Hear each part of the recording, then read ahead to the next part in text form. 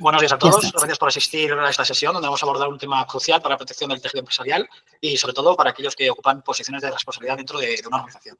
El seguro de D&O, también conocido como seguro de responsabilidad civil para administradores y directivos. Vamos a empezar por el principio, por lo esencial. ¿Qué es una póliza de D&O? Vale, cuando hablamos de seguros de D&O, estamos hablando de una póliza que protege a las personas físicas que toman decisiones estratégicas o de gestión dentro de una empresa. Es decir, no estamos asegurando ni activos, ni maquinaria, ni flotas de vehículos, lo que estamos asegurando son personas y más concretamente las decisiones de estas mismas. ¿Qué decisiones estamos asegurando? Todas aquellas que pueden derivar en un perjuicio económico para un tercero, para un socio, para un empleado, para la administración pública o incluso para la propia empresa. Es muy importante que comprendamos que en el momento en el que una persona acepta un cargo de administrador directivo, está poniendo en riesgo su patrimonio personal. La ley establece que responde con todo su patrimonio presente, futuro y por los actos que lleve a cabo en su función. El seguro de D&O, en este contexto, es el único instrumento diseñado específicamente para proteger a estas personas ante reclamaciones derivadas de errores en su gestión, omisiones, imprudencias o incluso en decisiones que, aunque hayan sido tomadas de buena fe, acaben teniendo consecuencias legales o económicas para la empresa o para terceros. ¿A quién va dirigida este tipo de pólizas? ¿Quién puede beneficiarse de esta póliza? Aquí viene un punto fundamental dentro de esta presentación, que el seguro de D&O no es exclusivo para las grandes corporaciones como a veces se piensa. Es aplicable y necesario para cualquier persona que tenga poder de decisión dentro de una entidad con responsabilidad jurídica. Esto incluye, por ejemplo, administraciones de derecho o incluso de hecho, es decir, los que figuran formalmente y los que actúan en virtud. Consejeros, ya sean ejecutivos o no ejecutivos, miembros del comité de dirección, cargos intermedios con firma delegada o capacidad de tomar decisiones legales o contractuales. Incluso en muchos casos, exdirectivos que dejaron el cargo, pero pueden ser reclamados por decisiones pasadas que hayan tomado. También lo mismo, no solo estamos hablando de empresas privadas, también hay pólizas de D&O para fundaciones, para cooperativas, para asociaciones sin ánimo de lucro. Incluso, además, algunas pólizas de D&O incorporan coberturas para la propia empresa, especialmente en la que respecta a gastos de defensa jurídica, en los que, por ejemplo, también hay coberturas para procedimientos concursales o situaciones en las que la sociedad pueda ser considerada responsable solidaria. Vale, vamos a mirar brevemente hacia atrás para entender por qué este producto ha ganado tanto peso en los últimos años en España. Hace una década, hace 15 años más o menos, el seguro de D&O era considerado casi un lujo reservado para grandes multinacionales. Hoy, sin embargo, se ha convertido en una herramienta imprescindible incluso para una pyme. Y me atrevería a decir que es una obligación moral para cualquiera que asesore o gestione una empresa. ¿Qué ha pasado? ¿A qué se debe todo este cambio que ha pasado en los últimos 10-15 años? Hay varios factores. El primero, un aumento de la judicialización. Ahora mismo vivimos un entorno en el que es cada vez más frecuente ver reclamaciones de socios minoritarios, de denuncias por parte de la administración, desde conflictos laborales, etc. Segundo, porque ha habido reformas legislativas claves en este aspecto. Por ejemplo, la reforma del Código Penal en 2015 consolidó la responsabilidad penal de las personas jurídicas.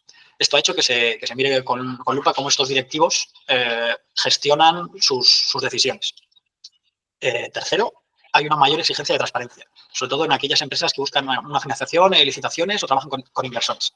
Cada vez más los fondos o los propios bancos piden que haya un seguro de D&O como parte del compliance interno. Y, por último, hemos visto casos reales muy mediáticos donde directivos han tenido que responder de su propio bolsillo por decisiones tomadas como representantes de la propia empresa.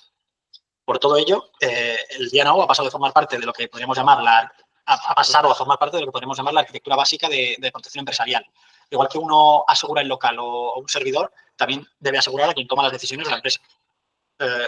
Quiero cerrar esta pequeña introducción al seguro recalcando una idea que para mí es esencial. Hoy en día, dirigir una empresa sin un seguro de D&O es como pilotar un avión sin un paracaídas. Puede que nunca lo necesites, pero que si lo necesitas y no tienes, el resultado puede ser catastrófico. Este seguro no es una cobertura más, es una herramienta de blindaje personal y estratégico. Como vamos a ver, puede ser también una pieza diferencial en vuestra propuesta de asesoramiento integral a empresas y clientes. Vale. Ahora que ya sabemos lo que es un seguro de D&O y a quién va dirigido, vamos a ver la gran pregunta que nos hacen siempre los directivos cuando presentamos nosotros este producto. ¿Para qué lo necesito si yo lo gestiono bien? La respuesta debe ser directa y clara, porque se puede gestionar bien la empresa y aún así ser reclamado. Vamos a partir de una idea legal muy clara, que ya la hemos comentado con anterioridad, que el administrador responde con su patrimonio personal por los daños causados en el ejercicio de su cargo. El cargo de este directivo, de este administrador, conlleva una responsabilidad. Y esa responsabilidad es objetiva, solidaria y muchas veces ineludible. Y lo más delicado es que no hace falta que haya sentencia para que empiece el perjuicio. Solo con que haya una reclamación seria, los gastos de defensa ya pueden ser ruinosos para la persona. Os voy a poner un ejemplo bastante simple. Una pyme nombra a su gerente como administrador único. Un año después, un ex trabajador denuncia a la empresa por un despido improcedente y añade en la demanda al administrador por omisión en las medidas de prevención. Aunque este despido fuera válido, esa demanda puede suponer miles de euros en abogados, procuradores y tiempo perdido en un proceso que puede durar años. Sin una póliza de D&O, este directivo lo paga todo esto de su bolsillo. Con la póliza activa, el seguro asume la defensa, la indemnización si procede y el impacto es nulo a nivel patrimonial personal para este administrador. Vale. Ahora bien, ¿de dónde vienen estas reclamaciones que se suelen presentar? Los principales focos de reclamación de D&O son los siguientes. El primero, empleados y trabajadores. Suelen ser, pues eso, acusaciones de mala gestión, de acoso, de despidos improcedentes, como hemos hablado, de discriminación o incumplimientos laborales. Son cada vez más frecuentes por la creciente sensibilización y protección laboral. El segundo principal foco, socios o accionistas. Son reclamaciones por gestión desleal, por ocultación de información, por perjuicio al valor de la empresa, por conflictos de interés, que son bastante típicos en pymes pequeñitas, en pymes familiares, en startups o en cooperativas. Por parte de la administración pública, estamos hablando de sanciones tributarias, subvenciones mal justificadas, infracciones administrativas, impagos a la seguridad social. La agencia tributaria o la seguridad social pueden reclamar directamente al administrador. También se puede ver de clientes y proveedores, que suelen ser denuncias por incumplimientos contractuales, negligencias o daños derivados de decisiones comerciales. Y luego, en caso de concurso de acreedores, hay una responsabilidad por deudas, por retraso en declarar el concurso o por actuación temeraria. Y atención, porque en estos casos la responsabilidad del administrador puede ser ilimitada. Vale. Aquí viene la solución. Lo que realmente hace una póliza de D&O marca la diferencia es que responde en los momentos más críticos cuando ninguna otra póliza lo hace. Os voy a resumir un poco las coberturas clave que debe tener siempre una póliza competitiva. El primero, gasto de defensa jurídica. Estamos hablando, pues eso, del pago de abogados, de los procuradores, de los peritos, de las costas judiciales. Se cubre desde el primer momento de la reclamación. Luego, indemnizaciones. Hay una cobertura económica si el tribunal condena al administrador a pagar a un tercero. Fianzas y depósitos. Esta póliza, el seguro, adelanta o cubre fianzas exigidas para evitar embargos o la retirada o la entrada de la prisión preventiva. Investigaciones formales y administrativas. Si hay una inspección o un expediente sancionador, también se cubren los costes de esta asistencia letrada. Reclamaciones contra exdirectivos. Incluso si una persona ya no está en el cargo, sigue cubierta si el hecho ocurrió durante su mandato. Y luego la extensión post-cesión, que es el periodo de descubrimiento, garantiza la cobertura durante años después de dejar el cargo, que es algo crítico cuando hablamos de fundadores o salidas en procesos de venta. Y muy bien, ahora que vamos a hablar también algo de fundamental, que son las exclusiones, porque es tan importante saber lo que cubre la póliza como saber lo que no cubre. Y aquí es donde entramos en un terreno un poco sensible que, si no se explica bien al cliente, puede dejarle con una falsa sensación de protección. Os resumo las exclusiones más comunes que se suelen encontrar en las pólizas de D&O. El primero y el más lógico son los actos dolosos o fraudulentos. El seguro no cubre delitos cometidos a sabiendas ni actuaciones fraudulentas intencionadas. Pero atención, la póliza sí suele asumir los gastos de defensa hasta que haya una resolución firme que confirme el dolo. Es decir, el asegurado está cubierto durante el proceso, salvo que se demuestre que actuó con mala fe. Luego, las reclamaciones anteriores a la fecha de efecto. Esto es un clásico que genera bastantes disgustos. Si la empresa tiene una reclamación en curso o conocía el posible conflicto antes de contratar el seguro y no lo declara, esa reclamación no queda cubierta. Lo que se llama es eso, el hecho conocido no declarado. Luego, multas y sanciones penales. Las pólizas de D&O no suelen cubrir el pago de multas administrativas ni sanciones penales por un motivo muy sencillo. La ley prohíbe asegurar el castigo. Sin embargo, sí cubren los costos de defensa legal durante este procedimiento. La póliza de D&O no elimina la responsabilidad, pero te garantiza no estar solo frente a ella. Y luego, pues los daños corporales y materiales. Si un directivo causa un accidente físico o un daño a una propiedad, esto se debe cubrir por un seguro de responsabilidad general, no con el D&O. El papel del delegado aquí es asegurar que el cliente entienda los límites de la póliza y no venda humo, porque en caso de siniestro lo que vale es lo que está establecido en la póliza, no lo que le prometimos de palabra.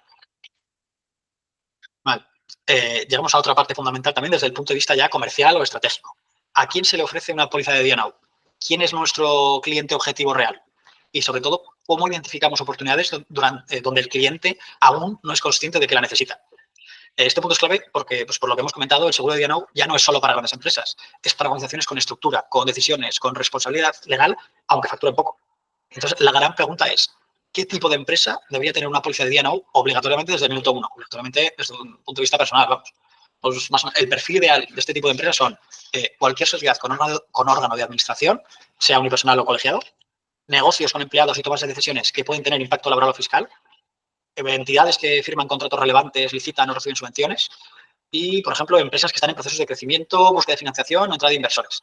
Y os repito, no es cuestión de tamaño. He visto startups de 3 personas con más exposición legal que pymes de 30.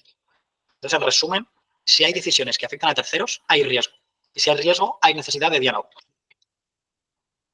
Y luego voy a hablar de un terreno bastante interesante y poco explorado, que es que la DIANO no es un exclusivo del sector privado. También lo necesitan asociaciones y fundaciones. Estamos hablando de procesos con conjunta directiva, patronato, coordinaciones de proyectos, que tienen responsabilidad sobre subvenciones, sobre decisiones financieras y contratación de personal, y tienen una exposición frente a la administración pública y frente a los donantes. También las cooperativas y las sociedades laborales. Son órganos de gobierno elegidos por los socios. Aunque tienen gestión democrática, llevan a cabo implicación directa en decisiones sensibles y existe un riesgo elevado de reclamaciones internas entre socios. Se suele dar bastante.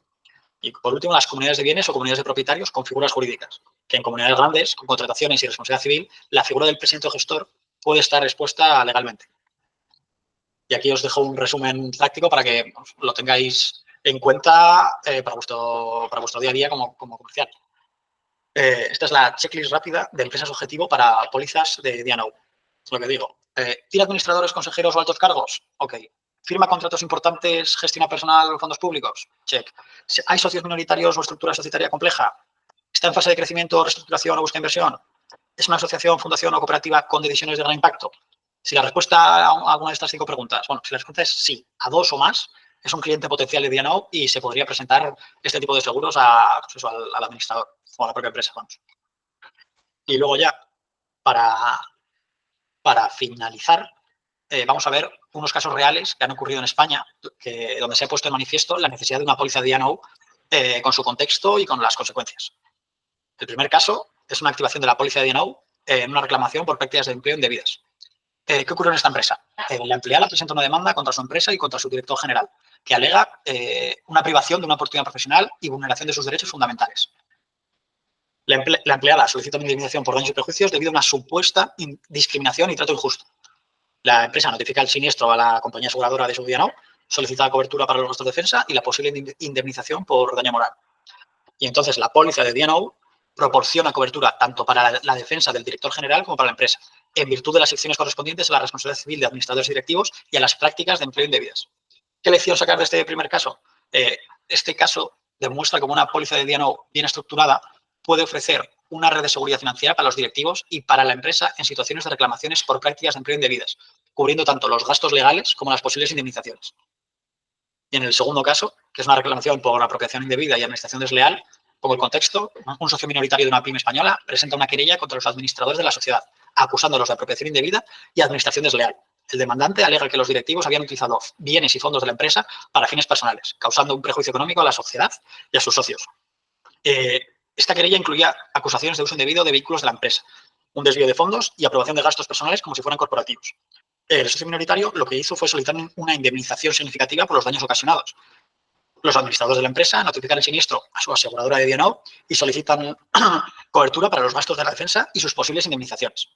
¿Cómo se activa en este caso la póliza de DNO? Esta póliza de DNO contratada por la empresa proporcionó cobertura para varias cosas, para los gastos legales de defensa de los administradores durante el proceso judicial y para las posibles indemnizaciones derivadas de una sentencia adversa, siempre que, como hemos dicho, que no se demostrara dolo o mala fe por parte de los asegurados. Como hemos visto también en el otro caso, esto demuestra cómo esta póliza de DNO puede ser esencial para proteger a los directivos frente a reclamaciones que, aunque por ejemplo en este caso fueran infundadas, pueden generar costes legales significativos y afectar su patrimonio personal. Porque es lo que te digo, estamos hablando de procesos que se alargan en el tiempo y tienen un coste legal asociado bastante importante. Y luego ya, para finalizar, quería recalcaros una cosa, que nosotros como consultores de riesgos lo que ofrecemos es una tranquilidad, estructura y una solución integral para que nuestros clientes gestionen sus riesgos de forma profesional. Proponer una DNO a una empresa no es vender, es proteger. Es sobre todo ayudar a que un administrador pueda dormir tranquilo, sabiendo que si ocurre alguna cosa y le reclaman, no va a estar solo y desamparado en este proceso y que no le va a afectar de manera importante a su bolsillo. Así que con esta breve introducción al mundo del DNO, si tenéis alguna duda más, pues me podéis preguntar a mi correo personal o mandarme un toque por el teléfono. Así que muchas gracias por venir a la presentación de introducción al seguro de DNO.